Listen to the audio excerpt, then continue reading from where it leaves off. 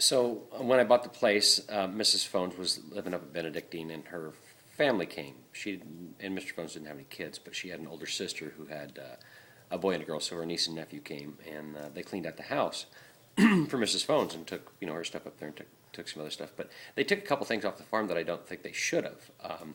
They in the back barn, Mr. Fones kept very meticulous records of this place. I have the highs and lows from '63 to '85. There was a brass thermometer back on the barn in a box, and it was very ornate, beautiful.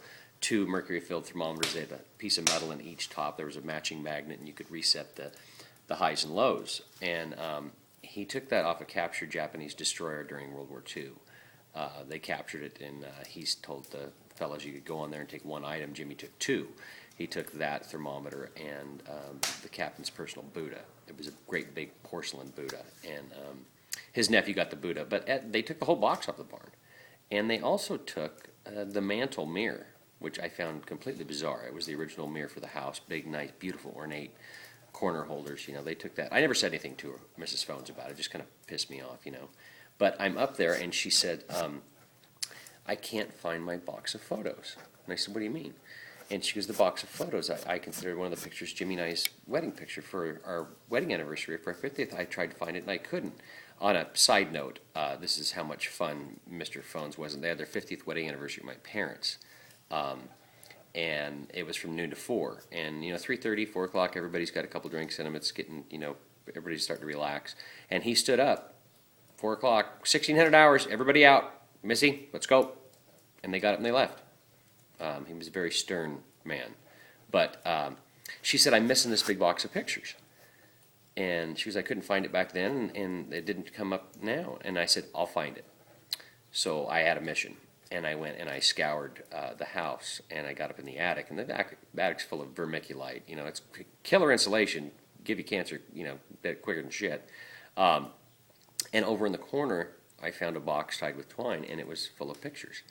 And I took it and I made copies for her, because it had pictures of her sister and her as children and stuff. And I made copies for her sister. I made copies for her niece and nephew. I made a copy for me, and I made a copy for my mom, and I took Mrs. Phones the originals, and she was very happy to see them. So I know I've told this story once before, but now I have some photos. So Fleet Week 1932, what they call Rose Festival now, and Take Home a Sailor for Dinner. And young Gertrude Phones, this is her, 15 years old. That's what she looked like, and it was Take Home a Sailor for Dinner, and who shows up but the strapping 22-year-old Mr. Phones.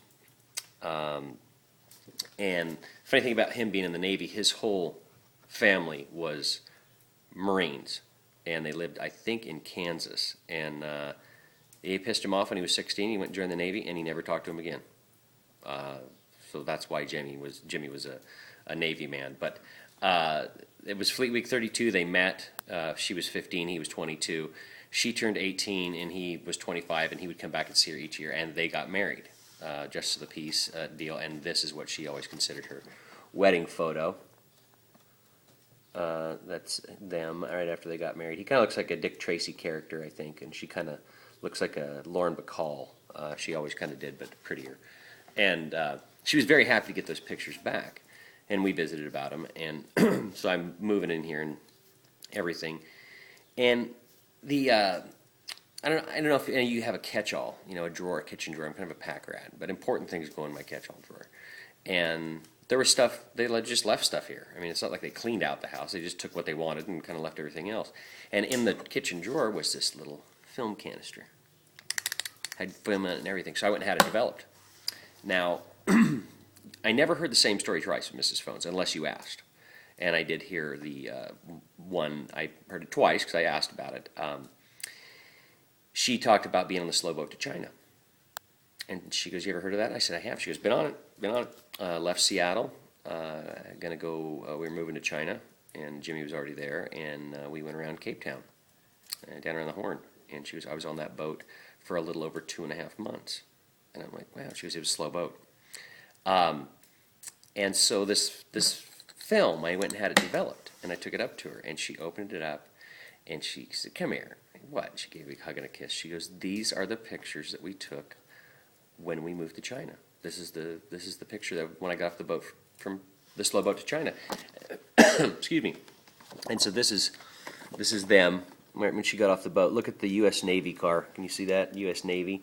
I don't know what year it was, but that was her getting off the slow boat to China. And they were just wonderful people to know. And believe me, this sits in the kitchen drawer where at my house I put it back. And then I have one more picture, but this is Mrs. Fones at the latter parts of her life. That's Gertrude, Missy, Mrs. Fones. She was so much fun, and she's just been on my mind a lot lately. And I don't know why all of a sudden, but the odd thing is to me, you know, my daughter and Jack knew her, didn't know Mr. Fones, but I'm the last person that's going to live that knew of them. They both were buried right over here at Jervis Mountain Highway. They have no their niece and nephews weren't close. They lived over the coast. They still do. They've never been back here or anything like that.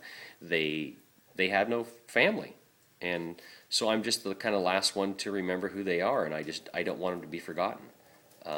They were very interesting people, and she was a hoot, and I miss my friend very much. So I guess that's why I'm sharing this stuff. All right, have a great day.